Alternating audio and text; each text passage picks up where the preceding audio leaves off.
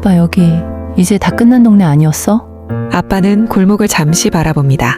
아직은 다 끝난 게 아니야. 20년 전, 이 동네의 재개발 이야기가 시작됐습니다.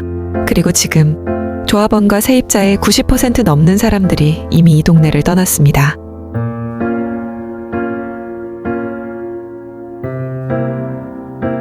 반쯤 비워진 골목, 철거 안내문이 붙은 대문과 닫힌 창문, 사람이 떠난 빈집들이 이어집니다.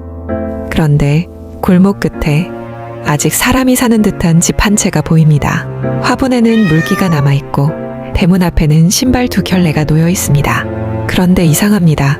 거의 다 떠난 이 동네에 왜 아직 사람이 남아있을까요? 20년 만에 거의 다 떠난 정릉골, 왜 아직도 조용했던 저층 주거지, 왜 지금 움직이기 시작했을까요? 변화는 뉴스보다 먼저 시작됩니다. 낡은 흑백 사진, 산비탈을 따라 집들이 다닥다닥 붙어있고 지금보다 훨씬 사람들로 붐비던 골목. 그때만 해도 이 동네가 이렇게 사라질 거라고는 생각 못했죠. 골목마다 사람들이 살았고 서로 누가 사는지도 다 알았어요. 오래 살아온 주민들에게 정릉골은 재개발 구역이라는 이름보다 평생을 살아온 마을에 가까웠습니다. 그런 정릉골의 재개발 이야기가 시작된 건 2003년부터였습니다. 북한산 자락, 오랫동안 개발 제한 구역으로 묶여있던 이 땅에 변화가 시작됐습니다. 규제가 풀리면서 이곳의 미래를 다시 계획할 수 있는 문이 열린 겁니다. 하지만 서울시는 이곳을 단순히 밀어내고 새로 짓는 방식으로 접근하지 않았습니다. 오래된 마을의 지형과 풍경, 그리고 그곳에 남아있는 흔적을 어떻게 살릴 것인지 고민하기 시작했습니다. 2006년 정식으로 정비예정구역이 됐습니다. 하지만 구역으로 지정됐다고 바로 사업이 진행된 것은 아니었습니다. 서울시는 기존 마을의 흔적과 기억을 이어가면서 지역의 특성을 살린 주거지를 만들겠다는 방향을 제시했습니다. 그만큼 새로운 방식의 개발 계획을 마련하는데 시간이 필요했고 2009년이 돼서야 구체적인 계획안이 마련돼 주민들에게 공개됐습니다. 2008년 특별경관관리 시범사업구역으로 지정되면서 공동주택 개발안이 나왔습니다. 그런데 주민들이 원했던 방향과 서울시의 생각은 달랐습니다. 주민들은 더 높은 아파트를 원했지만 서울시는 북한산 자락의 경관을 지키기 위해 건물 높이를 4층 이하로 제한했습니다. 결국 개발 방향을 둘러싼 의견 차이를 좁히지 못하면서 이 계획은 무산됐습니다. 그렇게 여러 해를 돌아 2012년 8월 정릉골은 정식으로 주택재개발 정비구역이 됐습니다. 개발 제한 구역이 풀린 지 9년 만이었습니다. 하지만 정비구역으로 지정됐다고 해서 사업이 곧바로 속도를 낸 것은 아니었습니다. 높이를 둘러싼 이견이 여전히 남아있었고 사업성 문제까지 겹치면서 다음 단계로 넘어가는데 다시 시간이 필요했습니다.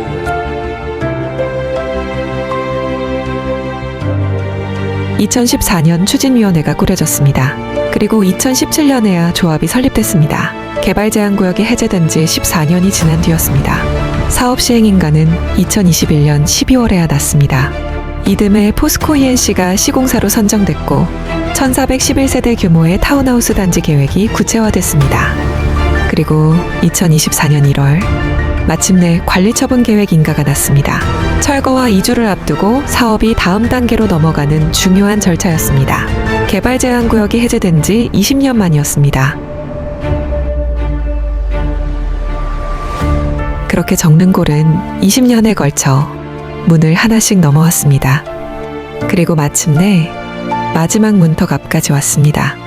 그런데 이상합니다. 마지막 문턱까지 왔다면 이제 정말 끝난 것 같아야 하는데 왜 이 동네는 아직 완전히 끝나지 않았을까요? 정릉골 같은 동네가 서울의 이곳 하나뿐일까요? 수십 년 전 지어진 낮은 집들, 좁은 골목과 오래된 담장, 서울 곳곳에는 지금도 비슷한 풍경의 동네들이 남아있습니다.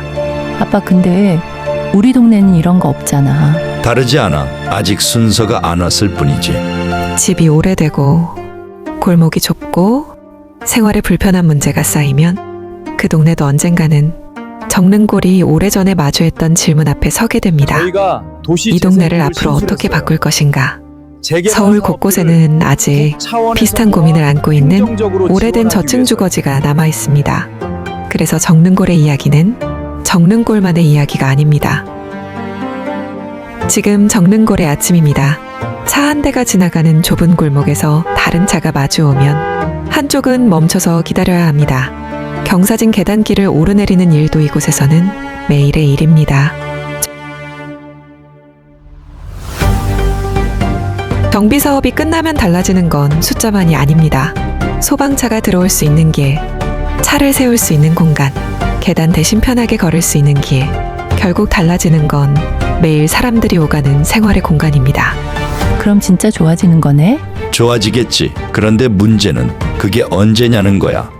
아빠, 그럼 여기 이 골목도 시간이 지나면 개발될 수 있는 거네? 그렇지. 시간은 필요하겠지만 우리가 지금 서 있는 이 골목도 언젠가는 정비가 필요한 곳이 될 수 있어.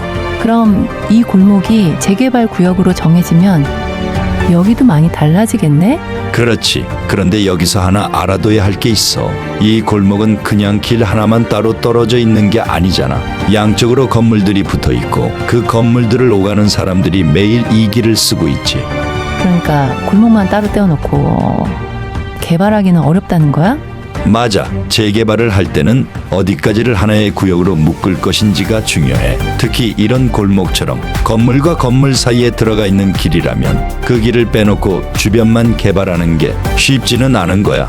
아, 그러니까 이 집들만 개발하고 골목은 그대로 둔다. 이렇게 단순하게 되는 건 아니라는 거네? 그렇지. 결국 중요한 건 이 골목이 나중에 어떤 구역으로 정해지느냐야. 네, 이제 무슨 뜻인지 알겠어요. 정릉골은 2003년 개발제한구역 해제 이후 정비구역 지정과 조합 설립을 거쳐 2024년 관리처분계획 인가까지 왔습니다. 20년이 걸려 여기까지 온 겁니다. 그런데 같은 정릉동 안에서도 출발점은 전혀 다릅니다. 정릉 2구역은 2025년 4월 서울시 신속통합기획주택 재개발 후보지로 선정됐습니다. 여러 차례 후보지 선정에서 제외됐던 곳이지만 사업성 보정개수 등을 반영한 제도 변화와 주민들의 추진 의지가 맞물리면서 후보지로 선정된 겁니다. 현재 서울시 정비사업 정보 몽땅에서는 정릉 2구역이 신속통합기획 착수 단계로 표시되고 있습니다. 한쪽은 오랜 시간을 지나 관리처분인가까지 왔고 다른 한쪽은 이제 막 계획을 구체화하기 시작했습니다. 같은 정릉동인데도 서 있는 위치가 이렇게 다릅니다.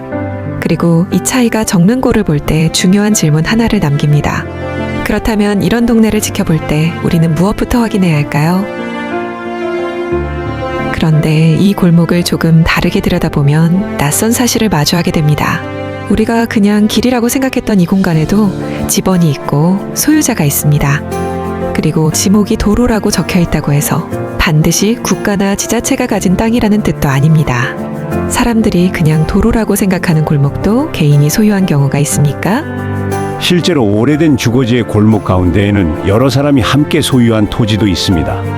그래서 이런 땅을 볼 때는 단순히 도로라는 글자 하나만 보는 것이 아니라 지목이 무엇인지, 실제 소유 관계가 어떻게 되어 있는지, 그리고 정비구역 안에 들어가는지를 함께 확인해야 합니다.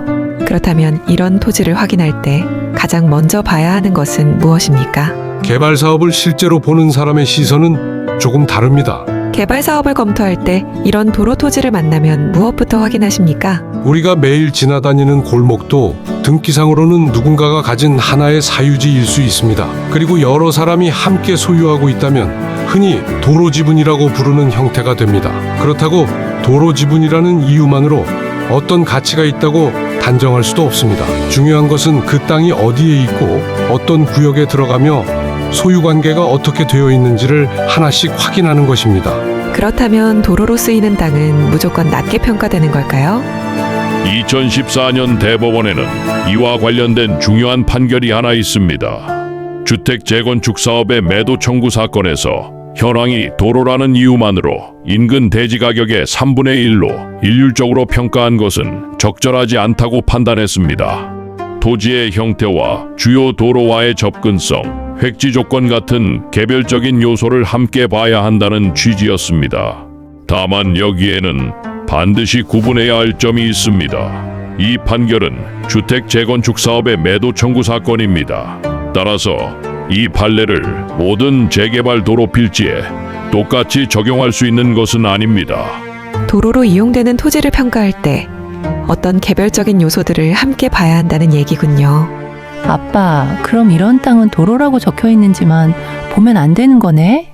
그렇지. 지목이 뭔지, 정비구역 안에 들어가는지, 누가 얼마나 나눠 가지고 있는지, 그리고 권리를 인정받는 기준일이 언제인지 이걸 같이 봐야 하는 거야. 생각보다 볼 게 많네. 그래서 땅 하나만 보면 안 되는 거지. 우리가 그냥 지나쳤던 골목 하나에도 토지가 있고 소유 관계가 있고 정비 사업의 단계가 있습니다. 그래서 오래된 동네를 바라볼 때는 건물 하나만 보는 것이 아니라 그 땅이 어떤 구역 안에 있는지부터 살펴볼 필요가 있습니다. 그리고 그 다음에야 지목과 소유 관계, 정비 구역 편입 여부, 권리 산정 기준일을 하나씩 확인할 수 있습니다. 정릉골은 20년을 지나 여기까지 왔습니다. 마지막 문턱을 넘는 데에도 시간이 필요했습니다. 그래서 어떤 동네를 지켜보고 있다면 가장 먼저 그 동네가 지금 어느 단계에 와 있는지를 확인해야 합니다. 그리고 땅을 본다면 지목과 소유관계, 정비구역 편입 여부, 권리 산정 기준일을 함께 살펴봐야 합니다. 도로라고 적혀 있다고 해서 가치가 없다고 단정할 수도 없고, 반대로 도로라는 이유만으로 어떤 가치가 보장되는 것도 아닙니다. 결국 중요한 것은 하나의 숫자가 아니라 그 땅이 놓여 있는 위치와 구역, 그리고 사업의 단계입니다. 정릉골은 우리에게 그 사실을 보여주고 있습니다. 변화는 뉴스보다 먼저 시작됩니다. 그런데 감정평가까지 다 끝난 동네가 있습니다. 그 동네는 왜 아직도 조용히 남아있을까요? 다음 이야기 놓치지 마세요. 앞으로도 대한민국 곳곳의 변화를 직접 확인하고 가장 먼저 전해드리겠습니다. 구독, 좋아요, 댓글 부탁드립니다. 시청해주셔서 감사합니다.